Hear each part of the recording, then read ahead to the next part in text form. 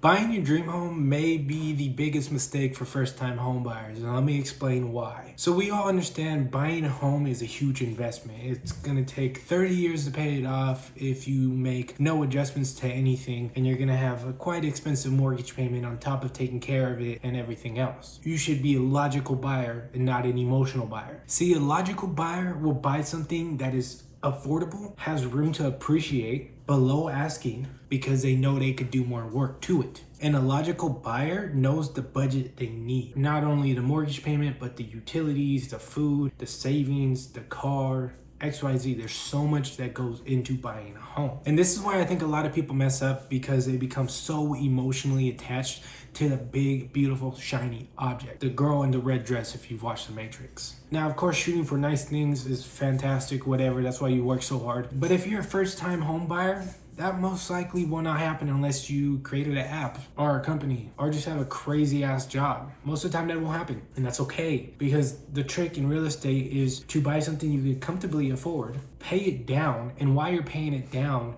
invest into it to make it better, and hopefully it continues to appreciate over time like normally it does. And then within 15 years, you could sell it, take $200,000 or $300,000 of your equity and put it into the upgrade home. Not the dream home just yet, the upgrade home, because it takes about 3 times before you can really get that dream home. You take your first home, you use it for 10 to 15 years, you take the equity and you put it in your second home, and that second home is one more step closer to the dream home. And you take that second home and you live in it for 10 to 15 years, and then you take that and you go buy your third home, which is your dream home. And I would like to apologize about my dogs fighting in the back. They are just bored and they want to play. So my advice to anybody that's really looking to buy their first home is buy something that you can comfortably afford, that you can invest in a good neighborhood, so you protect your equity, and then when it's time, you upgrade. You take all that equity out of your first home and put it into your second home.